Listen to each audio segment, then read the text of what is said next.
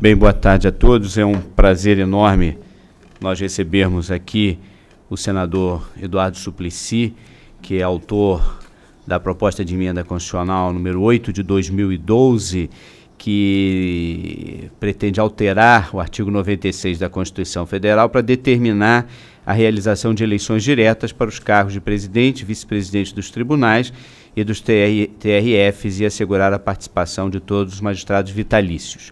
É uma honra receber o senador Eduardo Suplicy e também o deputado Alessandro Molon, que tem sido um companheiro da AMAERJ e da magistratura nas lutas pela democratização do Poder Judiciário. Eu quero agradecer a todos os colegas. Já informei ao senador que muitos tiveram que retornar para os seus juízos em razão do horário das audiências, agora a 1h da tarde, e agradecer a todos que estão também acompanhando pela internet e os que ainda puderam permanecer algum tempo aqui. Para fazer uma saudação ao senador, eu passo a palavra ao deputado Alessandro Molon e em seguida vamos ouvir o senador Eduardo Suplicy.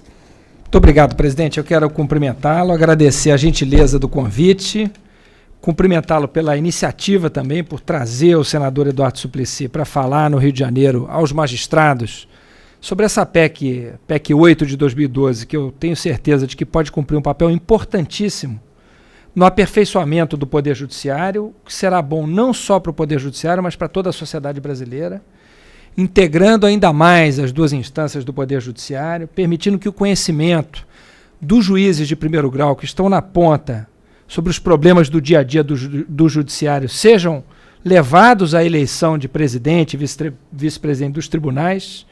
Enfim, uma PEC que tem uma enorme contribuição a dar para aperfeiçoar o Poder Judiciário e que ele possa, dessa maneira, servir cada vez mais à sociedade brasileira, como vem procurando fazer na pessoa de tantos juízes e desembargadores tão dedicados à causa pública. Então, é um prazer estar aqui, cumprimento Vossa Excelência pela iniciativa e agradeço ao senador pela presença aqui nas nossas terras fluminenses. É uma honra ter o senhor aqui e obrigado também pela apresentação dessa proposta de emenda constitucional, senador. Desembargador, muito obrigado pelo convite. Obrigado, deputado Alessandro Molon. E, senador Eduardo Suplicy, saiba que já consta da sua justificativa da PEC a referência à Associação dos Magistrados Brasileiros, e saiba também que a Associação dos Magistrados do Estado do Rio de Janeiro acredita e quer crer que essa emenda será aprovada e que, se precisar que a gente faça algum movimento de apoio, nós estamos exatamente neste momento, neste evento, nos comprometendo nessa luta pela democratização interna do Poder Judiciário. Então, muito obrigado pela sua presença desde já e passo-lhe a palavra. Muito obrigado. Agora está cedo. Para mim é uma honra e uma felicidade estar aqui presente e participar deste ciclo de debate sobre a Comissão de Apoio à Qualidade dos Serviços Judiciais, a COMAC, promovido pela Associação dos Magistrados do Estado do Rio de Janeiro.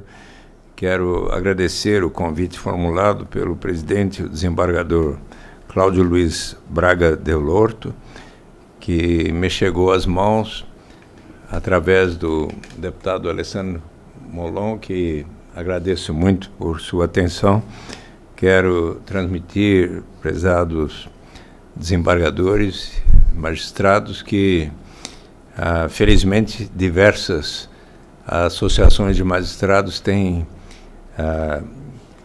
assim expresso esse apoio semelhante ao que aqui está ocorrendo, também de outros estados, como do Piauí, da Paraíba, mas não pude atender o convite. Quero dizer que foi graças à insistência do deputado Molon, que eu sabe que nessa época de campanha eleitoral eu estou sendo instado pelos candidatos do PT a prefeito, a vereador em todos os municípios, que são acho que 640 e tantos lá no estado de São Paulo. Só nos últimos 3 dias eu acho que eu visitei uns 16 municípios, então está sendo muito intensa, e cheguei aqui, já, também o prefeito Eduardo Paes pediu com Adilson Pires para conversar um pouco com ele, e daqui a pouco até falarei um pouco mais desta conversa, mas foi no dia 29 de fevereiro deste ano que eu colhi as assinaturas necessárias e apresentei essa proposta de emenda à Constituição número 8 de 2012, que determina a participação do juiz vitalício em eleições diretas para os cargos de presidente e vice-presidente dos tribunais dos estados e tribunais regionais. Ela modifica 2 dispositivos do artigo 96 da Constituição, concedendo competência privativa aos tribunais para, então, explicitando letra A, eleger seus órgãos diretivos, assegurando-se a participação dos juízes vitalícios da respectiva jurisdição nas eleições do presidente, do vice-presidente, dos tribunais dos estados e dos tribunais regionais federais. E B, elaborar seus regimentos internos com observância das normas de processo e das garantias processuais das partes, dispondo sobre a competência e o funcionamento dos respectivos órgãos jurisdicionais e administrativos. A matéria foi lida em plenário, despachada para a Comissão de Constituição e Justiça do Senado, e lá se encontra hoje sob a relatoria do senador Antônio Carlos Valadares, de Sergipe, desde o dia 28 de maio. O senador Valadares se encontra fechando seu relatório para discussão e votação na comissão. Quero aqui transmitir que, não sei se já tiveram a oportunidade de com ele dialogar, mas a sua palavra junto ao... Já conversou com ele? Não.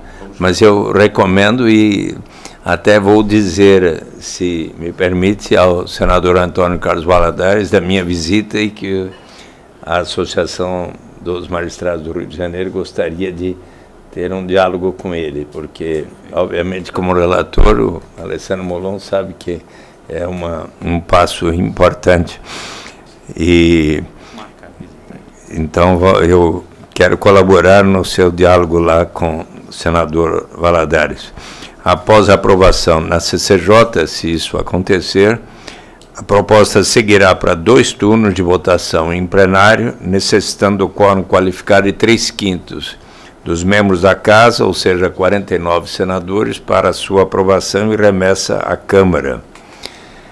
Uma vez aprovada, a nova norma contribuirá certamente para democratizar os tribunais e criar oportunidade para que os juízes de primeiro grau possam participar da discussão e definição dos rumos da magistratura e das prioridades necessárias à melhoria da prestação dos serviços judiciários à população. Penso que a participação do juiz na escolha do presidente e do vice-presidente dos tribunais referidos conduzirá a uma ampla fiscalização da gestão administrativa, bem como no compartilhamento da responsabilidade pela administração dos tribunais. Votar é participar de um processo, é discutir e escolher os caminhos que influenciarão todo o corpo dos eleitores, e sob esse aspecto, considero que a aprovação dessa matéria será altamente oportuna para valorizar a magistratura de primeiro grau, promover a democracia interna e a integração entre as instâncias do judiciário. Certamente, nós que estamos sempre procurando aperfeiçoar as instituições democráticas do Brasil, em toda a batalha por eleições diretas, por estarmos sempre procurando aperfeiçoar as instituições em todas as formas, certamente também este passo da eleição direta dos presidentes e vice-presidentes dos tribunais é algo muito importante. Vários magistrados e juristas de expressão têm defendido esta medida, e dentre os quais cito o eminente professor emérito da USP, Dalmo de Abreu do Alari, que na obra O Poder dos Juízes, em 1996, argumenta nos seguintes termos, abrindo aspas para as palavras do professor Dalmo Dallari: não é democrático uma instituição cujos dirigentes, pelo modo como são escolhidos e por seu relacionamento com os níveis inferiores da hierarquia administrativa, comportam-se como aristocratas privilegiados. Isso tem a aplicação ao Poder Judiciário, cujas cúpulas dirigentes são escolhidas apenas pelos membros dos órgãos de nível superior.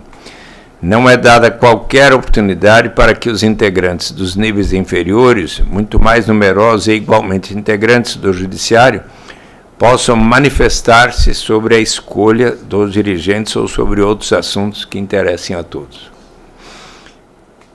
A ideia de apresentar esta proposta de emenda à Constituição surgiu de estímulo a mim enviado por um magistrado, Dr. Moisés Anderson Costa Rodrigues de Souza, juiz federal da comarca de Dourados, no estado do Mato Grosso do Sul.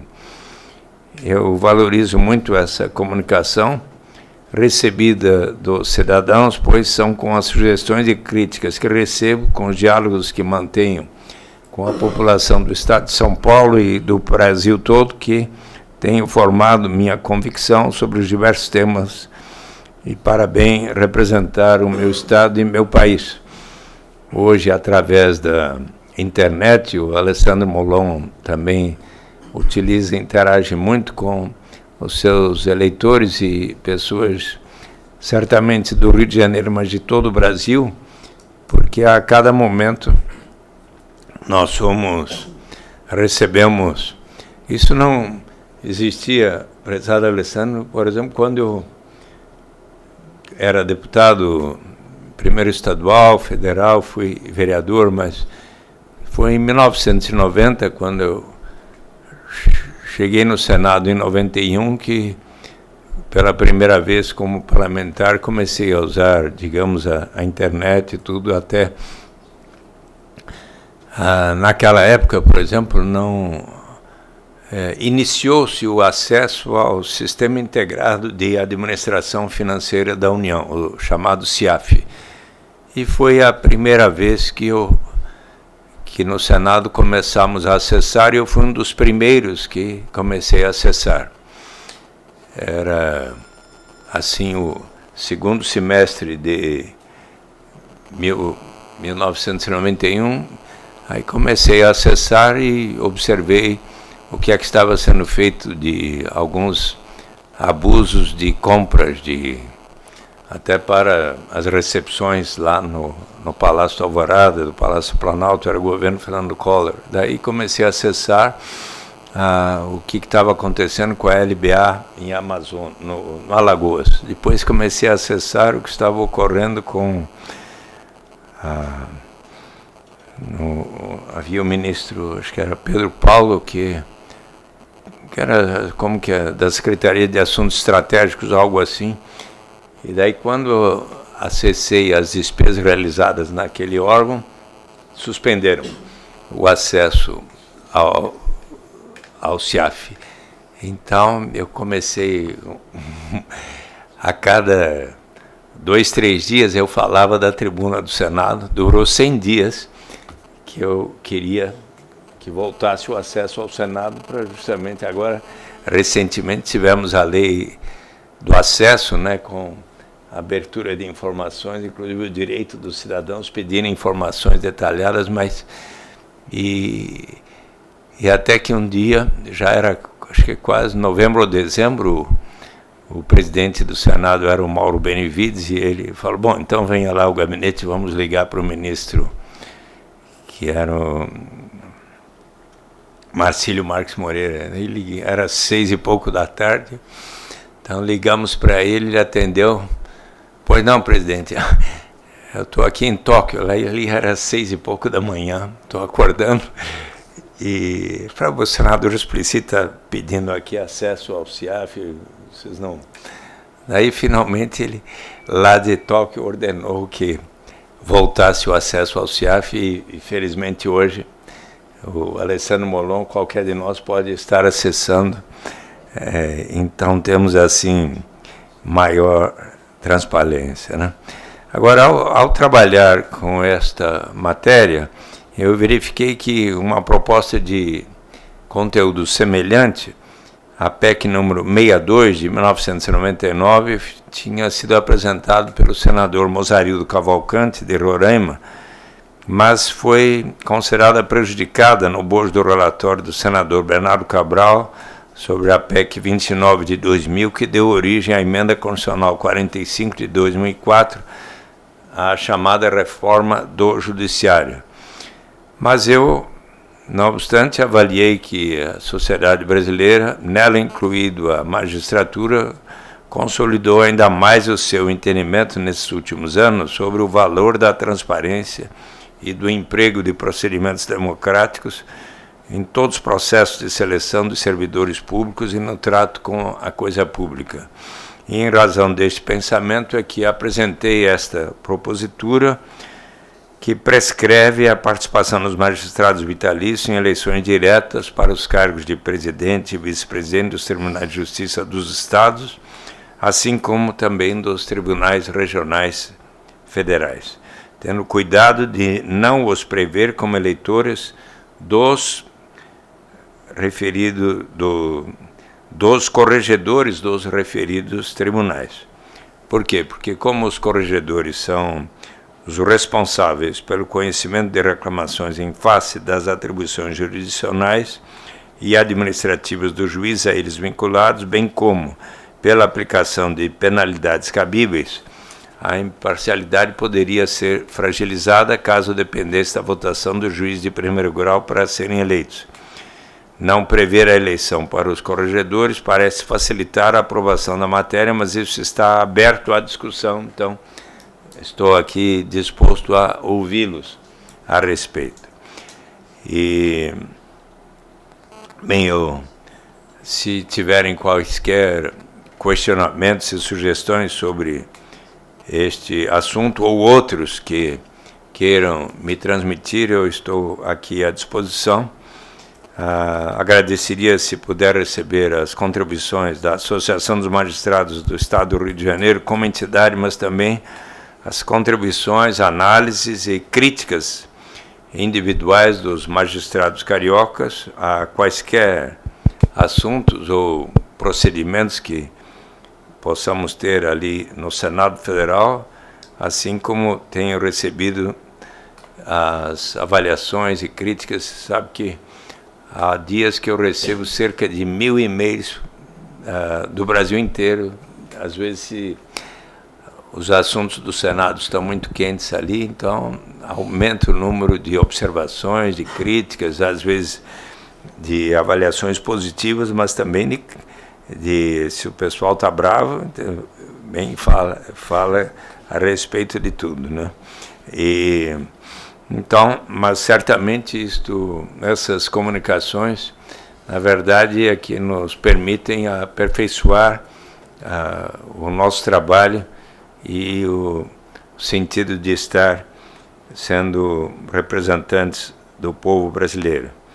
E o que já que eu visito a Associação dos Magistrados, senhor presidente, que tendo em conta, prezado desembargador Cláudio Luiz Braga Del Horto, que eu gostaria, se o senhor avaliar como próprio, que eu também diga uma palavra de outro assunto que para mim é tão caro. Eu quero, inclusive, lhe dar um exemplar aqui da renda de cidadania. A saída é pela porta, e embora o senhor não tenha, quer dizer, tem aqui na carta me convidado para falar, acredito, mais do tema da proposta de emenda à Constituição. Se o senhor avaliar como próprio, perfeito. Eu gostaria, já que estou visitando, não é todo dia que eu venho aqui, de falar um pouco mais de uma proposta na qual eu acredito muito e que tem a ver com a aplicação dos princípios de justiça Então, numa casa de magistrados, se avaliarem que eu possa adiantar um pouco sobre este tema, eu me disponho a fazê-lo, mas fica a seu critério. Eu acho ótimo. Vamos ouvi-lo, porque essas questões todas estão ligadas à realização da justiça, que é um mandamento constitucional, né? Justiça Então, é a finalidade do Estado. Né? Muito bem. Então, até o propósito de eu fazer uma visita hoje ao prefeito Eduardo Paes é porque eu estou estimulando todos os candidatos a prefeito e a prefeita e mesmo a vereadores de cada município no Brasil a fazerem de seus respectivos municípios, inclusive da cidade do Rio de Janeiro, exemplos pioneiros da renda básica de cidadania. O deputado Alessandro Molon diz que também a professora Aspásia teria vontade de conversar, talvez tenha um encontro com ela, também o Marcelo Freixo, acho que se interessou e quer ainda aproveitar minha estada no Rio para conversar um pouco sobre isso, mas nada como ter essa oportunidade diante de magistrados de falar um pouco sobre como colocar em prática os princípios de justiça, tais como os elaborados pelo filósofo John Rawls, considerado por muitos o mais influente do século XX, que faleceu há cerca de 10 anos, né? E que em uma teoria da justiça, em 1971, disse que será importante nós aplicarmos em cada sociedade os princípios de igual liberdade, diferença e igualdade de oportunidades. O princípio de igual liberdade, segundo o qual todas as pessoas precisam ter um conjunto de liberdades básicas fundamentais que seja estendida a todos na sociedade. O princípio de diferença, que me parece muito interessante, é que qualquer diferença socioeconômica que porventura exista numa sociedade só deve acontecer se for em benefício dos que menos têm e de maneira a proporcionar igualdade de oportunidades a todos, que é o princípio da igual oportunidade para todos. Para meus alunos, normalmente eu explico da seguinte maneira o princípio da diferença. Vamos supor que aqui nós constituamos um bom time de futebol, mas nesse time estão alguns craques excepcionais como o Pelé, o Garrincha, o Neymar e tal, ou a Marta e a Hortência.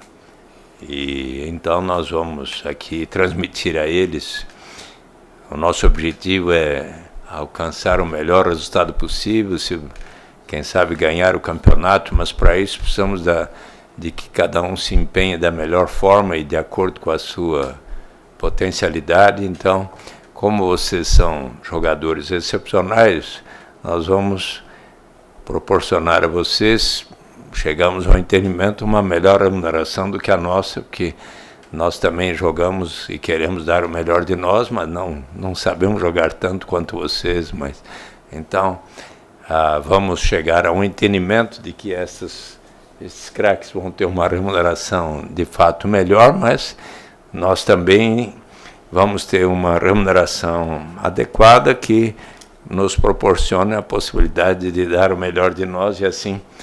Então, assim que eu ilustro para o que seria considerado adequado.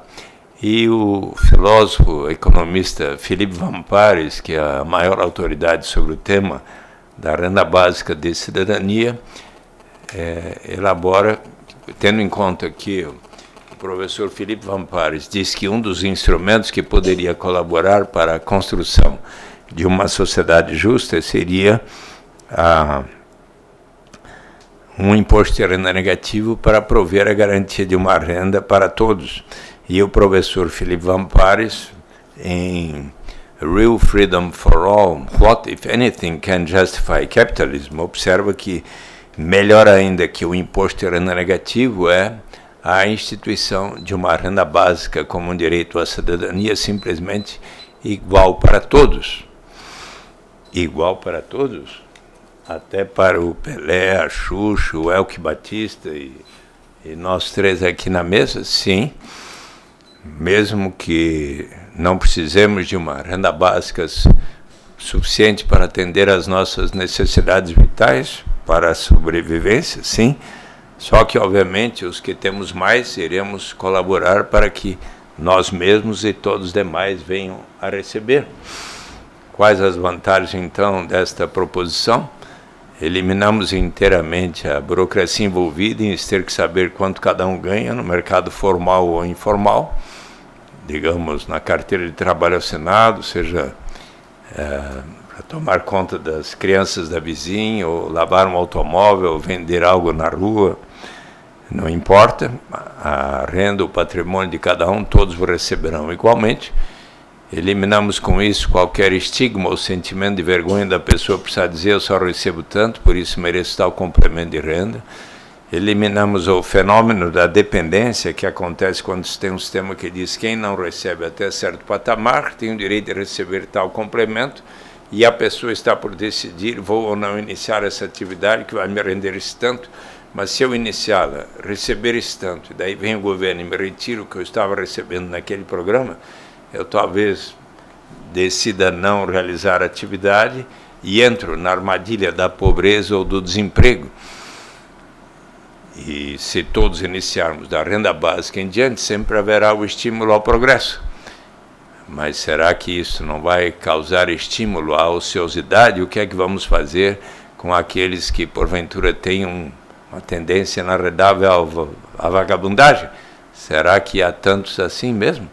Na verdade, se pensarmos um pouco, todos nós seres humanos amamos fazer uma porção de coisas e estamos sempre dispostos a fazê-las porque nos sentimos úteis. As mães, quando estão amamentando seus nenês, qualquer hora do dia, da noite, da madrugada, nós, pais e mães, quando estamos cuidando de nossas crianças para que bem se alimentem, se desenvolvam, se eduquem, não se machuquem, quando nossos pais e avós são mais velhos e precisam da nossa atenção, o fazemos com toda atenção e carinho. Quando ali nas associações de bairros, nas igrejas de todas as denominações, nos centros e diretórios acadêmicos, sempre há pessoas que estamos dispostos a realizar atividades porque nos sentimos úteis.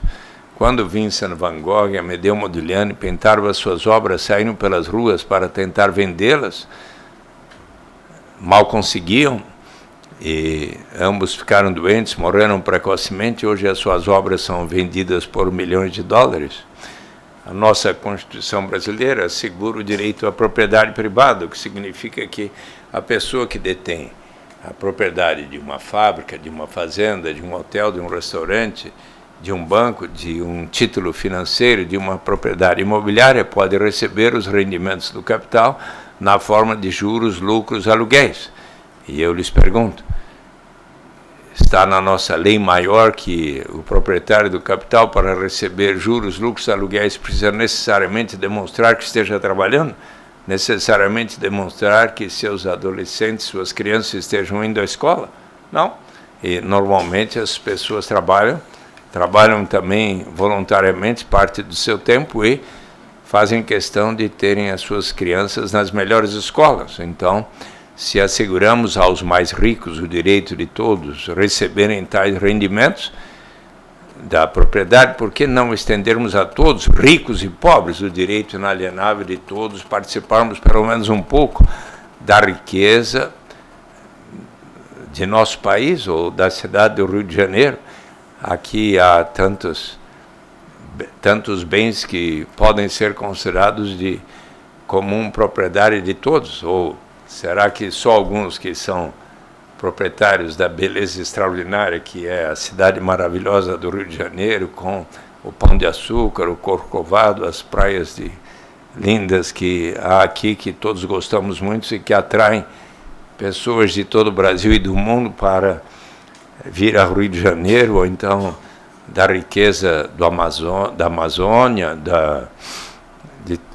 de todas as coisas tão lindas que existem, das riquezas minerais de nosso país, será que não seria próprio que nos considerássemos todos proprietários, pelo menos um pouco, de forma comum, da riqueza de nossa nação? É uma questão de bom senso e, em verdade, os fundamentos da proposta da garantia de uma renda mínima vêm de longe, não é verdade, presidente? O senhor, quando saiu de casa hoje, o fez como, por favor? De carro, de automóvel, é isso? De casa. De casa, vim de automóvel. Saiu pela janela? Não, pela porta, sem dúvida. A saída é pela porta. Então... A saída é pela porta. O senhor sabe que o nome de meu livro, Renda de Cidadania, Saída é pela Porta, é exatamente para demonstrar que, se nós desejarmos erradicar a pobreza absoluta, o objetivo maior da presidenta Dilma Rousseff, construirmos uma sociedade justa e civilizada e provermos dignidade e liberdade real para todos, uma solução tão de bom senso quanto o senhor sair de casa pela porta é instituirmos uma renda básica de cidadania. A maior vantagem da renda básica de cidadania refere-se justamente a aquilo que o Prêmio Nobel de Economia, Amartya Sen, professor da Universidade de Harvard, explica em Desenvolvimento como Liberdade, que desenvolvimento, se for para valer, deve significar maior grau de liberdade para todos na sociedade. Então, para aquela jovem que, às vezes, por falta de alternativas para o sustento dos seus, para até alimentar as suas crianças e todos na família, resolve vender o seu corpo, ou para o jovem personagem, por exemplo, das músicas de rap, de hip-hop, que, por falta de alternativas, se torna um aviãozinho da quadrilha de narcotraficantes, ou de trabalhadores que, às vezes, se veem instados a aceitar condições de trabalho que relembram a escravidão. Essas pessoas,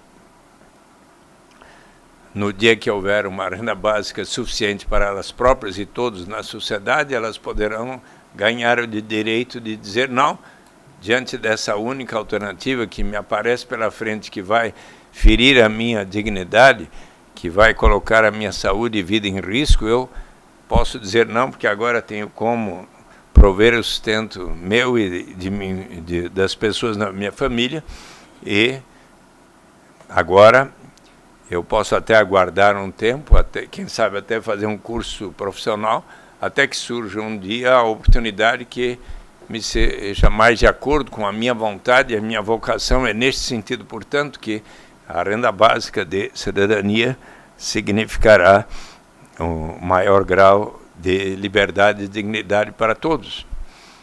O senhor conhece já algum lugar do mundo onde se aplicou a renda básica, um dividendo igual pago a todos? O senhor já esteve lá? Mas já leu a respeito? A Suécia parece que implantou, a Holanda, não? Propriamente uma renda básica igual para todos, ainda não. Mas se o senhor quiser ir lá, eu lhe mostro o caminho. Temos a lei brasileira. Mas eu posso lhe levar a um lugar onde eu estive em 1995 por 7 dias, mas continua lá a experiência e muito bem sucedida.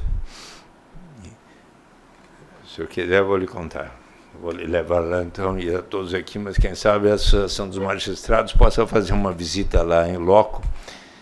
Mas no início dos anos 60, o prefeito de uma pequena vila de pescadores, como já foi o Rio de Janeiro, e muito menor que o Rio de Janeiro, denominada Bristol Bay, observou que de lá saía uma grande riqueza na forma da pesca. Mas muitos ali ainda eram pobres. Então disse o prefeito aos seus concidadãos: vamos criar um imposto de 3% sobre o valor da pesca para instituir um fundo que a todos pertencerá. Mas o imposto sou contra. Teve enorme dificuldade. Demorou 5 anos para persuadir a comunidade.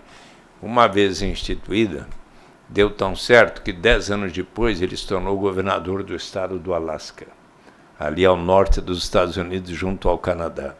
Então, o Alasca, ao final dos anos 60, tal como o Rio de Janeiro e o Brasil agora, no fundo do Oceano Atlântico, recentemente encontrou enorme reserva petrolífera na Baía de Prudhoe, ao norte do Alasca. E, em 1976, disse o governador Jay Hammond aos seus 300 mil concidadãos: nós precisamos pensar não apenas na geração presente, mas na vindoura. Vamos separar 25% dos royalties decorrentes da exploração dos recursos naturais para instituir um fundo que a todos pertencerá. E ele quis que a proposta fosse debatida e aprovada por todos. 76 mil disseram sim, 38 mil não, 2-1 venceu. E então eles passaram a separar e investir os 25% dos royalties decorrentes da exploração dos recursos naturais e em títulos de renda fixa, US Bonds, ações de empresas do Alasca, contribuindo para diversificar a sua economia dos Estados Unidos, internacionais, inclusive das 30 empresas mais rentáveis do Brasil, como a Petrobras, a Vale do Rio Doce, o Itaú, o Bradesco. Podem ver no Alaska Permanent Fund, no site, no sítio eletrônico, e empreendimentos imobiliários. Então, este fundo passou de $1 bilhão no início dos anos 80 para, hoje, 41 bilhões e meio de dólares. E cada pessoa residente no Alasca, vamos supor que o senhor estivesse residindo ali há um ano ou mais. O senhor permite fazer uma pergunta assim, pessoal, na sua família, na sua residência, quantas pessoas são? São 5. 5 pessoas. Então, vamos supor que o senhor estivesse lá residindo, ou então já persuadido, se a Associação dos Magistrados encaminharam um ofício ao presidente Eduardo Paes, com quem estive conversando hoje, procurando persuadi-lo que era uma boa ideia, ele achou muito interessante, mas dizer que é uma boa ideia mesmo, e os magistrados recomendam, né? E que ele então adote, então se poderá fazê-lo como lá, entre 1º de janeiro e 31 de março, se escreveria um application form, preencheria um formulário, uma página só. Sou desembargador aqui, Cláudio Luiz Braga Delor, trabalho aqui no Tribunal de Justiça, em tal endereço, resido em tal endereço, no Rio de Janeiro. Não precisa declarar qual o seu rendimento, formal ou informal, qual o seu patrimônio, porque será igual para todas as pessoas. Precisa dizer que está lá residindo há um ano ou mais, então, o senhor diria, no ano passado eu fui até o Alasca verificar se o que o senador Suplicy me contou funciona mesmo o sistema, por isso aprovamos aqui no Rio, está funcionando já. Então, preenche por suas crianças até 18 anos, por elas recebe 2 pessoas que lhe conhecem, testemunha essa declaração é verdadeira, e quem assim procedeu, se lá estivesse senhor de 1980 e poucos para cá, teria recebido nos primeiros anos 300, depois 400, 500 e pouco. Em 2008, que foi o ano que se pagou, porque foi um ano de rendimentos altos para o petróleo, o ano que se mais pagou, e foi o ano em que a Sarah Palin, aquela que foi candidata muito conservadora do Partido Republicano, foi o último ano que ela foi governadora, naquele ano se pagou $3.269 por pessoa. Então, se o senhor estivesse lá com família de 5 pessoas, seriam cerca de $16 mil que o senhor receberia com a sua família pelo direito de participar da riqueza do estado do Alasca. Sabe qual foi a consequência? Tornou-se o mais igualitário dos 50 estados norte-americanos. No último ano, prezado Molon, o coeficiente Gini dos Estados Unidos foi 0,47. O nosso, que era 0,59 em 2001 para 2, foi ano a ano diminuindo, passamos para esse início desse ano para 0,519. O estado em que é o maior Gini, coeficiente de maior desigualdade lá nos Estados Unidos, é a unidade da federação, é o Distrito de Colômbia, onde fica Washington DC, que tem 0,533, maior do que o do Brasil hoje. No Alasca, no ano passado, foi 0,40, o menor dos 50 estados, ou seja, do ponto de vista de caminhar na direção de maior equidade e igualdade, o fato de, por 30 anos, se ter separado 6% do produto doméstico bruto do Alasca para este objetivo de todos estarem participando, fez com que houvesse um caminho de maior igualdade. O senhor sabe que em 2005 eu estava nos Estados Unidos convidado para participar do US Basic Income Guarantee Network Congress, e ali eu expus a evolução da ideia aqui no Brasil, e estava o ex-governador Jay Hammond, já falecido há uns 5 anos, expondo essa história que eu acabo de contar. Quando ele terminou, na mesma mesa que estávamos, eu perguntei a ele: quando o senhor fez essa proposta lá na cidade de Bristol Bay, onde o senhor foi prefeito, e depois, em 1976, para a população do Alasca, que hoje são 700 mil, antes 300 mil, o senhor havia lido Agrarian Justice, o ensaio de Thomas Paine, 1795, para a Assembleia Nacional da França? Ele falou: não. Eu falei: pois bem, o senhor aplicou as ideias de um dos maiores ideólogos da Revolução Americana e Francesa, Thomas Paine. Pois o senhor sabe que Thomas Paine nasceu em 1734. Mais tarde tornou-se amigo de Benjamin Franklin, aquele que inventou para-raios. Antes só se usava os monóculos, ele inventou os óculos, e um homem muito influente. Então, ele persuadiu Thomas Paine a ir para a América antes da independência. E para lá ele foi. O presidente George Washington me escreveu para um amigo que nenhum outro ensaio tivera tamanha influência sobre a mente dos americanos para lutarem por sua independência quanto Common Sense, que, publicado e distribuído em uma tiragem fantástica para a época, 150 mil exemplares, em janeiro de 1776, fez com que os americanos, em 4 de julho de 1776, proclamassem a sua independência. E o que dizia Thomas Paine, em senso comum? Que contraria o bom senso, que uma ilha domine um continente, coisas como tais. Mas, proclamada a independência, acontece que Thomas Paine começou a se sentir muito perseguido por suas ideias tão ousadas e progressistas. E então resolveu voltar para a Inglaterra, sua terra natal. Mas lá o que aconteceu? Começaram a queimar os seus livros. Imagina este homem responsável pela perda da nossa principal colônia. Então ele resolveu seguir para a França, e ali abraçou de tal maneira os ideais de liberdade, igualdade e fraternidade que, 3 anos depois da Revolução Francesa de 1789, embora estrangeiro, foi eleito constituinte francês, e como tal, em 1795, escreveu este ensaio, que está aqui na página 177, denominado Justiça Agrária, onde ele expressa que a pobreza é algo que tem a ver com a civilização e a instituição da propriedade privada. Ali na América, onde ele tinha estado, não enxergara tamanha destituição e pobreza antes da independência, porque lá a propriedade era comum dentre os índios.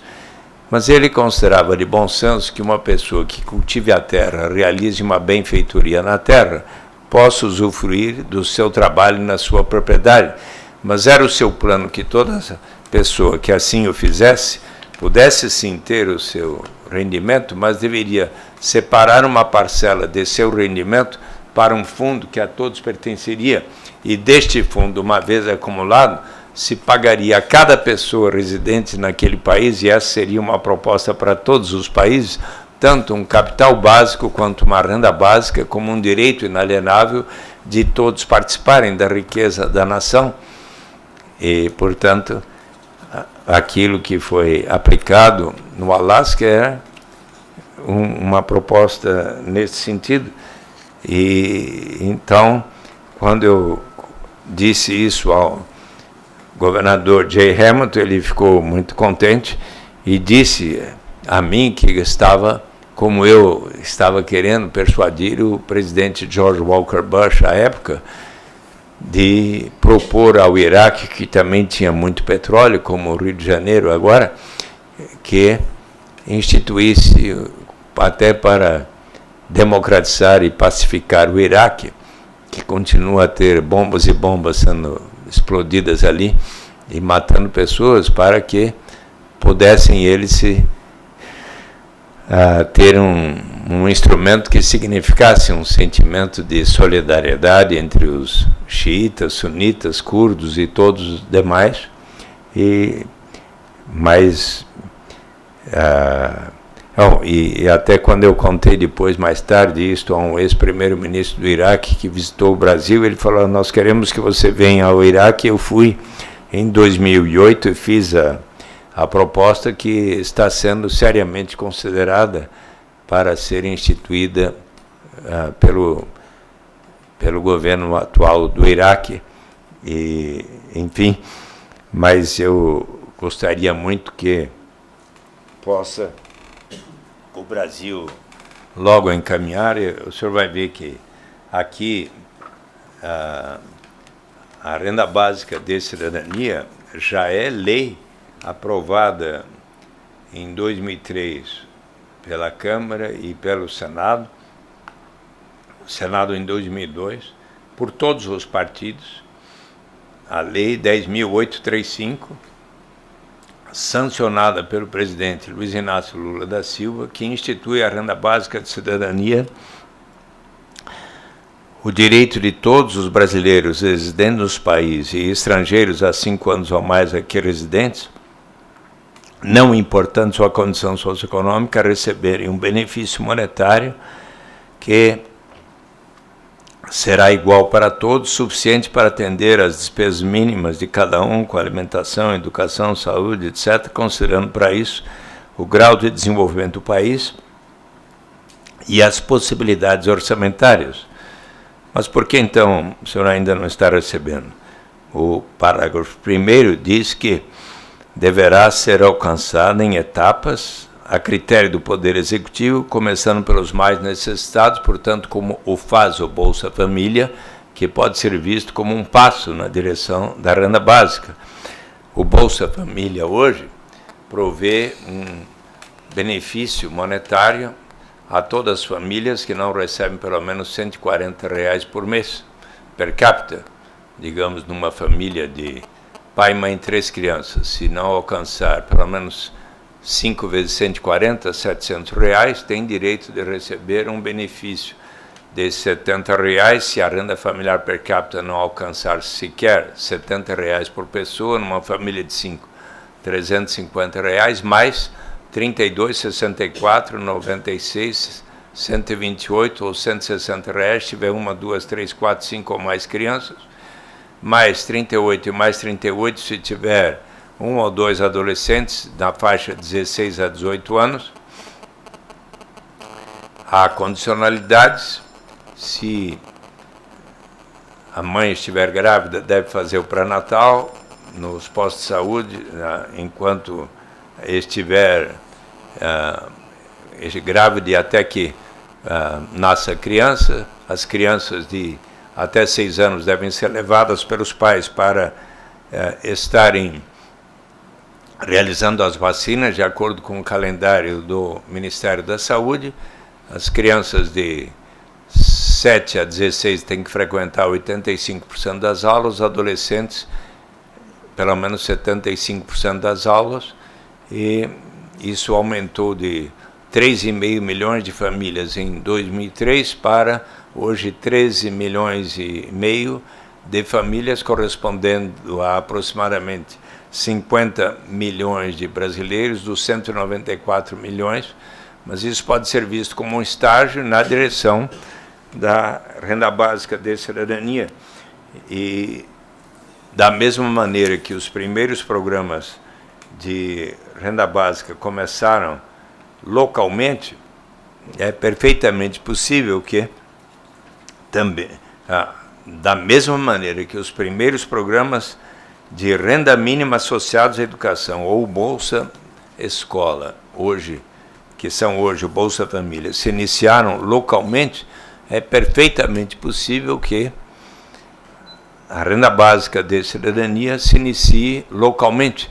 Já há um município no Brasil, Santo Antônio do Pinhal, ali perto de Campos do Jordão, a 18 quilômetros de Campos do Jordão, vindo pela São Paulo-Rio, na Via Dutra, ali na altura de Taubaté, sobe para Campos do Jordão, um pouco antes chega a Santo Antônio do Pinhal, que é uma estância climática, 6.600 habitantes. O prefeito, que é do PT, José Augusto Iguaneri Pereira, apresentou a proposta de lei também para ser instituída por etapas. A Câmara Municipal, por todos os seus vereadores, 9-0, aprovou, e eles estão pensando nos passos graduais para implementar, e chegaram à definição pelo Conselho Municipal da Renda Básica de Cidadania de começar pelos que nascem. Todos os que nascem no primeiro ano passarão a ter o direito, e assim por diante, até que um dia passe a ser para todos. Isso é um possível procedimento.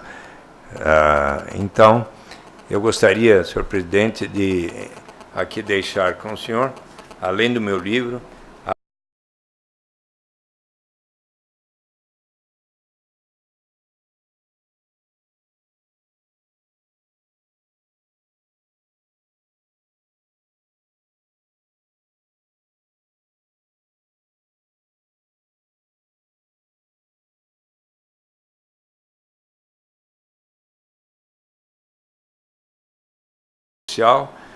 a renda básica de cidadania será implementada passo a passo, sob os critérios do Poder Executivo, em associação com os governos estadual e federal, beneficiando igualmente todos os habitantes, não importa a origem, raça, sexo, idade, condição civil ou socioeconômica.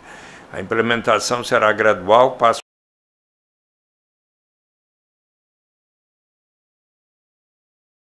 E então eu mostrei isso para o prefeito e candidato a prefeito.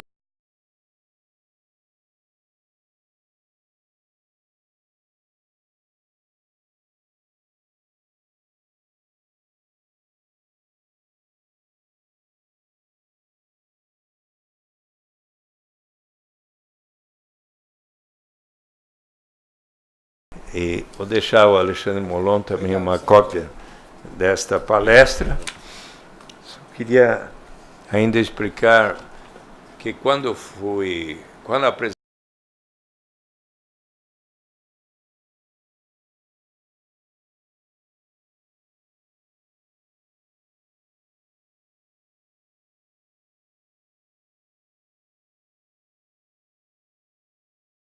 foi para a Câmara, e a partir dos diálogos, conforme explico aí, é que surgiram as propostas de renda mínima.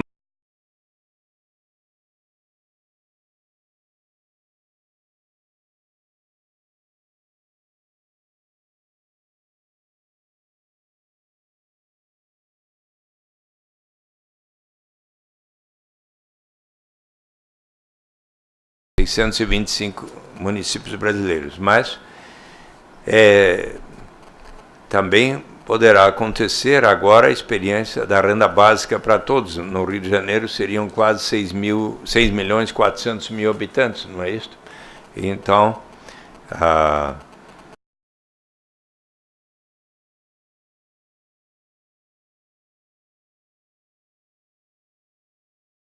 na Comissão de Assuntos Econômicos, foi designado relator o então senador Francelino Pereira,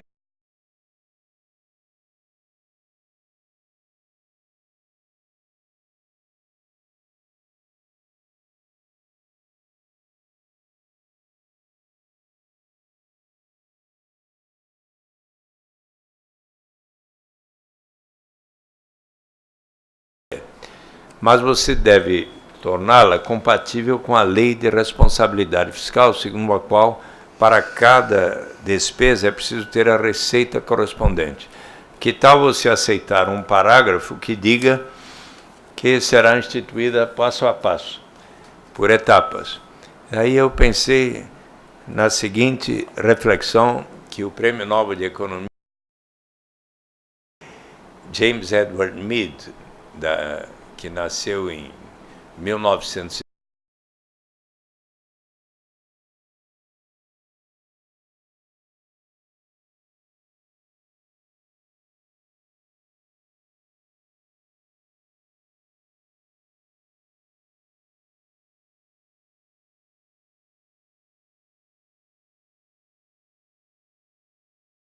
significa um bom lugar. E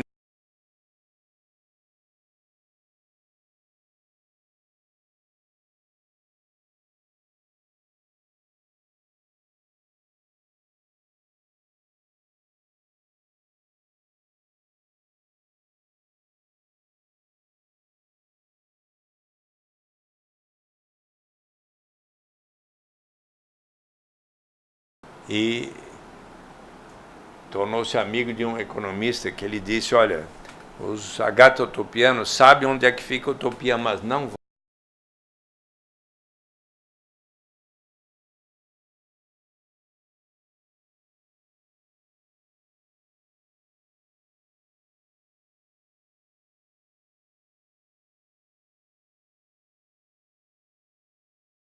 Mas, entretanto, conseguimos construir um bom lugar. E ele estudou aqueles arranjos sociais e chegou à conclusão que eram os melhores para atingir os 3 grandes objetivos que a humanidade e os economistas já muito vinham tentando, de liberdade, no sentido de todas as pessoas poderem trabalhar naquilo que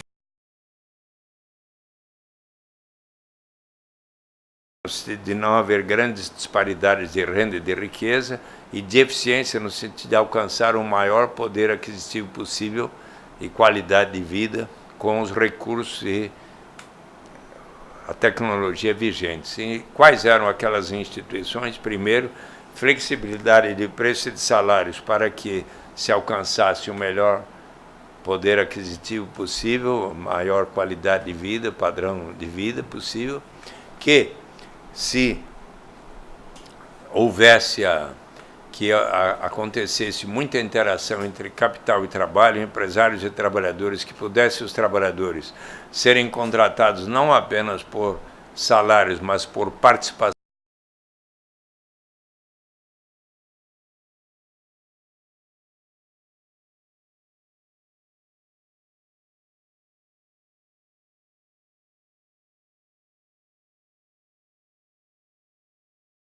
a inundação, terremotos ou tsunamis, etc., e fenômenos internacionais, haver uma queda na atividade, às vezes por causa do bom tempo na Flórida,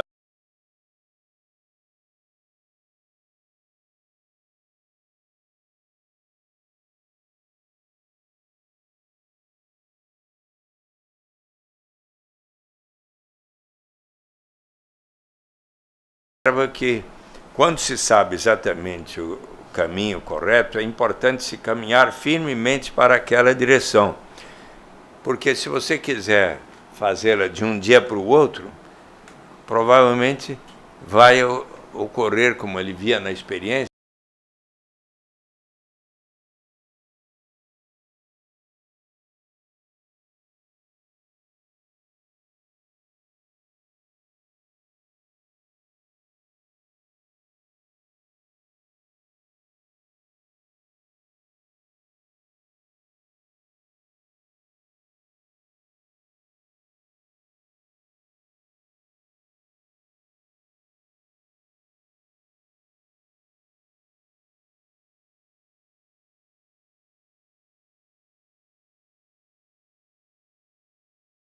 sancionou. Mas quando vai acontecer, presidente? O senhor sabe. Quando? Posso lhes dizer quando? Temos que ter o fundo garantindo isso. Quando a Associação dos Magistrados recomendará ao prefeito Eduardo Paes e a quem for eleito e a presidenta Dilma, é uma boa ideia. Vamos começar. Tá bem? Muito obrigado por essa oportunidade. Vamos fazer isso, então.